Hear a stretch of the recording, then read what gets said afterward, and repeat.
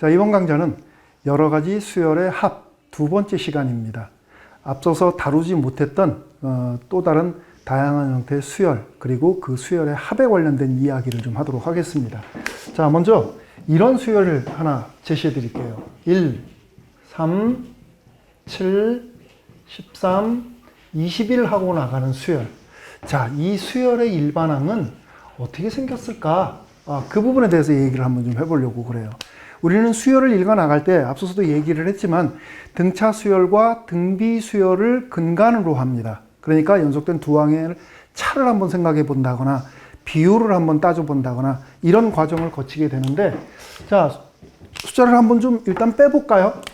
빼봤더니 첫 번째, 두 번째에서 2라는 차가 만들어지게 되고, 그 다음 빼보니까 4, 그 다음에는 6, 그 다음에는 8, 이런 식으로 나가네요. 그죠? 근데 지금 보니까 일정하지를 않으니까 등차 수열은 아니에요. 그런데 우리가 뺀 이 숫자들을 바라다 봤더니 어때요? 얘가 지금 등차 수열이 되어지고 있죠? 그러니까 우리가 뺀 이 수열을 BN이라고 한다면 이 BN이라는 수열의 일반항이 EN하고 이렇게 표시가 되어지게 되네요. 됐습니까? 그래서 어떤 수열의 차에 의해서 새로운 수열이 만들어진다 그랬을 때 우리는 이 수열을 개차 수열이라고 얘기를 할 거예요. 연속된 차에 의해 만들어지는 수열이다. 그래서 개차 수열이다. 이렇게 읽어 나갈 겁니다. 그러면은 개차 수열을 가지고 있는 원 수열의 일반항은 어떻게 만들 거냐? 등차 수열의 구조를 그대로 활용을 합니다. 우리가 두 번째 항을 만들려면 첫 번째 항에다가 얘를 보태면 되는 거고, 세 번째 항을 만들려면 첫 번째 항에다가 요거 보태면 만들어져요. 그죠? 네 번째 항을 만들려면 1에다가 2, 4, 6까지 보태주면 되겠네. 됐습니까? 그래서 우리가 이제 그 구조를 한번 좀 생각을 해보면 요렇게 얘기를 해줄 수가 있겠다. 자, 일반항 A에는 맨 처음 1에다가 플러스 2, 4, 6, 8하고 밑에 있는 것들이 보태지게 돼요. 이렇게 점점점. 자, 어디까지 보탤 거냐? 그거를 우리가 이제 좀 생각을 해봐야 되는데, 현재 n번째 항을 표시를 하는 거니까 숫자가 n개가 나와야 되겠죠. 근데 맨 앞에 1 하나 나왔고 그 다음에 이렇게 나가는 거니까 이렇게 만들어지는 수열에 n-1번째 항이 만들어지면 되겠네. 그죠? 그래서 플러스 2에 n-1 하고 이렇게 들어가 주면 되겠네요. 수열 AN의 일반항이 이렇게 되어진다는 얘기가 되는 겁니다. 됐습니까? 그럼 이제 여기 합의꼴로 표시가 되어져 있으니까 요거를 묶어줍시다. 자, 얘는 1 더하기 일반항은 2n-1이 아니고 2n. 그죠? K번장을 쓰기로 했으니까 2K라고 써주고, 시그마 K는 1부터 출발하죠. 1이 들어갔을 때 2가 나오는 거니까. 그리고 여기 n-1 이렇게 들어가겠네요. 됐습니까? 그럼 이거 계산만 해주면 되는 거네. 얘는 1 더하기 2 곱하기 시그마 K면 2분의 nn-1인데 항수가 n-1개니까 항수 곱하기 n 이렇게 써주면 되겠다. 됐습니까? 그래서 일반항은 정리하면 2가 없어지니까 n제곱 마이너스 n 플러스 1 하고 이렇게 표시가 되어지게 되겠습니다. 됐나요? 우리가 따로 개차 수열이라는 말을 쓰지 않아도 조금만 여러분들이 집중해서 바라다 보면 수열의 합의 형태를 이용을 해가지고서 이렇게 일반항을 꾸려낼 수가 있네요. 자, 그런데 조금 더 열심히 공부하고 하는 학생들이 있으니까 얘를 조금 일반화시켜서 한번 표시를 해볼게요. 자, 일반화시켜 봅시다. 자, 수열이 있는데 A1, A2, A3, 점점점, AN 하고 나가요. 그런데 이 수열의 차를 생각을 했더니 B1, B2, 점점점에서 BN 이렇게 만들어지더라.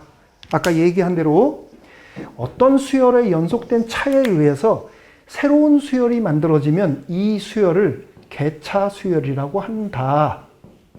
그리고 그 수열, 개차 수열을 이용을 해가지고서 원수열 A에는 이렇게 되어지는 겁니다. 요 A1에다가 이것들이 쫙하니 보태지면 그러니까 요게 지금 bn-1까지 있다라고 보면 이것들이 다 보태지게 되면 n번째 항이 만들어지게 되는 거예요. 그죠?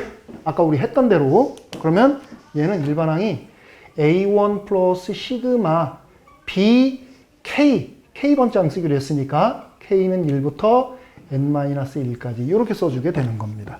됐습니까? 개차 수열을 가지고 있는 수열의 일반항은 이렇게 만들어준다. 됐죠? 그럼 이제 또 연습 한번 또 해봐야 되겠죠. 수열이 이번에는 2, 5, 11, 23, 47 요렇게 나간다고 합시다. 이 수열이 AN이에요. AN. 자, 우리는 또 일반항도 한번 좀 구해보고, 자, 일반항 한번 구해보고, 첫 번째, 두 번째, 그로부터 만들어진 n번째 항까지 합은 또 어떻게 될까? 이런 것들에 대한 이야기를 또 한번 해보도록 합시다. 하나 더 추가를 한 거니까. 자, 그러면 구조를 또 한번 보세요. 자, 구조를 보니까 어떻게 되나? 얘하고의 차를 보니까 밑에 쓸 칸이 없네. 위에다가 뺍시다. 자, 뺐더니 얘는 3이 되어지고 요거는 6이 되어지는 거고 요거는 12가 되나요? 12. 요거는 24. 요렇게 나가게 돼요. 그쵸? 그러니까 개차 수열이 새로운 수열을 만들어낸 거 분명하죠? 그러니까 개차 수열을 바라다 봤더니 3, 6, 12, 24 요렇게 되어지더라. 그럼 이거 일반항은 어떻게 되어 있어요? bn이라고 그럴게요. 자, bn은 초항을 3으로 하고 있고 2가 지금 계속해서 곱해지고 있죠. 그죠? 그러니까 3 곱하기 2의 n-1제곱 이렇게 써주면 되는 거네. 됐습니까? 자, 그러면 수열 AN의 일반항은 원수열의 초항 2에다가 플러스 이거의 k번째 항 3 곱하기 2의 k-1제곱에 시그마 이렇게 달라붙으면 되겠다. n-1까지.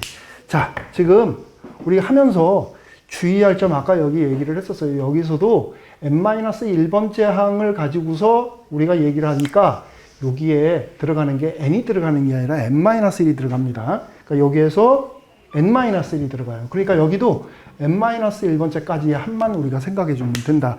이거 헷갈리는 사람들 되게 많아요. 헷갈리지 않도록 조심해서 살펴보면서. 자, 그러면 얘는 초항이 2고 이건 지금 바라다 보니까 초항이 3이고 공비가 2인 등비 수열의 합입니다. 그죠? 그러니까 공비 -1분의 초항의 2에 여기 올라가는 게 뭐라 그랬어요? 합을 계산할 때 항수가 올라간다 그랬죠. 항수 몇 개입니까? n-1개 들어가는 거죠. 앞서서 우리가 등비 수열의 합을 계산을 할 때 여기에 항수가 들어가는 거다라고 선생님이 강조했었습니다. 자, -1 이렇게 되어지겠네요. 그래서 정리하면 어떻게 됩니까? 3 곱하기 2의 n-1제곱에다가 -3 플러스 2니까 -1 이렇게 되어지겠네요. 됐습니까? 자, 이것이 바로 이렇게 만들어지는 수열의 일반항이 되어지는 겁니다. 여러분들이 만들어 놨으면 그대로 넘어가지 말고 확인을 한번 해보세요. 1이 들어갔을 때 정말 1이 나오나? 1 들어가니까 3-1, 2. 2가 들어가게 되면 6-1이니까 5. 두 개만 살펴봤지만 구조 만족하고 있죠. 그죠? 이렇게 우리가 결론을 내려주면 되겠다. 자, 요게 지금 첫 번째 일반항을 구하는 과정이었었고, 자, 두 번째는 n번째 항까지 합을 한번 좀 계산을 해보래요. 그러면 n번째 항까지 합이면 어떻게 쓰는 겁니까? 시그마 AK, K는 1서부터 N까지 이렇게 들어가야 되겠다. 맞습니까? 자, 일반항을 우리가 여기서 이렇게 구했어요. 그러니까 얘는 시그마 K는 1서부터 N까지 얘가 들어간다. 3 곱하기 2에 K-1제곱 마이너스 1하고 이렇게 들어가 주겠네요. 됐습니까? 됐죠? 자, 조금 지금 헷갈릴 수가 있어요. 합을 계산을 해가지고 일반항을 만들어냈는데 다시 그거에 또 합을 계산하려고 하니까 머릿속이 막 지금 복잡해요. 차분하게 풀세요. 이런 거 할 때에는. 자, 그러면 여기는 초항이 3이고 공비가 2예요. 그러니까 2-1분의 3 곱하기 2에 K-1승이 들어가는 게 아니라 항수가 들어간다고 했어요. 그죠? N제곱 마이너스 1 요거에 대한 합이 요거죠. 그럼 거기에 마이너스 N 요렇게 달라붙네. 요렇게.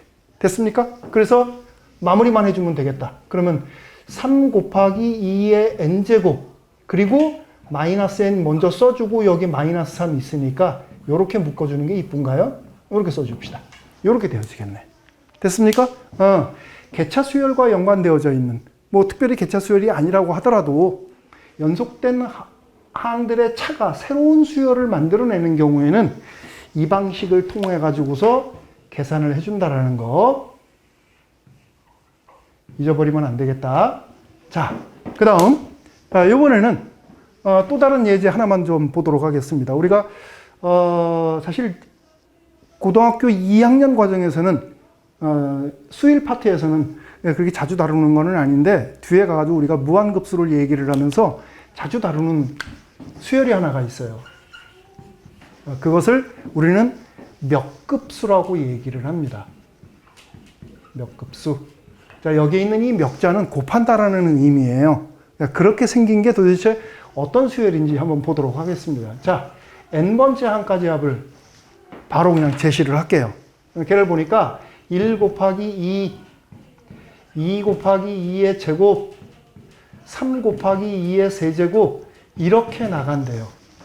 근데 여기까지만 이렇게 가만히 바라다 보니까 앞에는 등차 수열이고 뒤에 있는 걸 보니까 등비 수열이에요.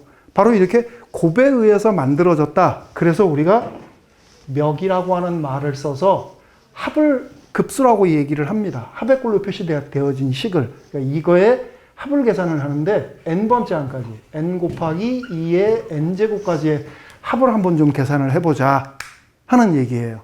그러니까 앞서서 다뤘던 것에 비해서 조금 복잡해진 것 같기도 하고, 자, 또 차분하게 바라다 봅시다. 지금 전체적인 구조는 등차 수열에 등비 수열이 곱해져 있는 꼴이에요. 근데 전체적인 식의 규모는, 이 값의 규모는 등비 수열의 형태에 좌우됩니다. 물론 등차 수열도 영향을 주지만 그보다 더 큰 영향을 주는 게 바로 등비 수열이에요. 그래서 등비 수열의 해법을 이용을 합니다. 여기에서는 자, 등비 수열에서 우리가 합을 계산할 때 어떻게 했었냐면 공비를 한 번 더 곱했었죠. 그죠? 그래서 이 식에다가 공비를 한 번 더 곱해주는 겁니다. 공비가 지금 2죠. 그러니까 2SN을 한번 좀 생각을 해보는 거예요. 2SN을 생각을 하면 여기다가 2가 곱해지니까 1 곱하기 2의 제곱 이렇게 되시네. 여기에 2가 곱해지니까 플러스 2 곱하기 2의 세제곱 이렇게 되어져요. 이런 식으로 나가서 요거 바로 앞에 뭐가 있느냐면 n-1 곱하기 2의 n-1제곱이 있어요. 여기에 또 2가 곱해지는 겁니다. 여기에 2가 곱해지게 되면 n-1의 2의 n제곱이 되어지고 여기에 2가 곱해지니까 n 곱하기 2의 n 플러스 1제곱 이렇게 되어지게 돼요. 약간 복잡하네요. 그죠? 이렇게 이 식, 공비를 한 번 더 곱해가지고서 윗식에서 아래식을 빼겠습니다. 자, 간이 뺄게요. 여기다 쓸까요? 뺐습니다. 뺐을 때 어떤 일이 벌어지는가 한번 보세요. 이거에서 이거를 빼니까 마이너스 SN. 그리고 이거 그대로 살아남겠죠? 2 살아남네. 플러스 얘에서 얘를 뺀다면 어떻게 돼? 2의 제곱이 여기 2개 있는데 1개를 뺐으니까 2의 제곱 하나만 남겠다. 요렇게. 그 다음 3개에서 2개를 빼니까 또 하나만 남겠죠. 세제곱. 이런 식으로 나가서 얘에서 얘를 빼니까 역시 n개에서 n-를 이렇게 뺐으니까 하나가 남았겠죠. 그러니까 2의 n제곱 이렇게 되어지고 마지막으로 얘 하나가 남습니다. 마이너스 n 곱하기 2의 n 플러스 1제곱. 주의해서 써야 되겠어요. 빼는 거니까 마이너스가 달라붙어야 되겠죠. 그죠? 그러면 이 부분을 한번 좀 바라다 볼까요? 자, 이 부분은 지금 뭐냐면 등비수열의 합이에요. 초항이 2고 공비가 2인 그리고 항수가 n개인 등비수열입니다. 등비수열의 합. 자, 여기 1이 있다고 보면 항수 n개 맞죠? 그러면 2-1분의 초항에다가 2의 항수 n개 마이너스 1 이렇게 되어지네. 거기에 얘가 빠집니다. 마이너스 n 곱하기 2의 n 플러스 1제곱 이렇게 되어지겠다. 됐죠? 그러면 전변에다가 마이너스 다 갖다 곱해가지고 합을 계산을 해보면 SN은 일단 얘 n 곱하기 2의 n 플러스 1제곱이 있고 여기에 마이너스 2의 n 플러스 1제곱 요거랑 그 다음에 얘하고 곱해서 마이너스 2. 그런데 마이너스 곱한 거니까 여기 플러스 이렇게 나와야 되겠다. 그죠? 이거 보니까 정리하고 싶죠? 정리해야죠. 얘는 n-1 곱하기 2의 n 플러스 1제곱 플러스 2 하고 이렇게 되어져 버리네요. 됐습니까? 몇 급수 형태로 이루어져 있는 꼴, 등비 수열과 등차 수열이 같이 들어가 있는 꼴에 대한 수열의 합은 이렇게 등비 수열의 합을 계산하는 방식을 이용을 해가지고서 식을 정리를 한다. 합의 꼴이 조금 복잡하기는 하지만 차분하게 계산을 해서 마무리를 잘 해야 되겠습니다. 자, 오늘 강의는 간단하게 여기서 마치도록 하겠습니다. 수고했습니다.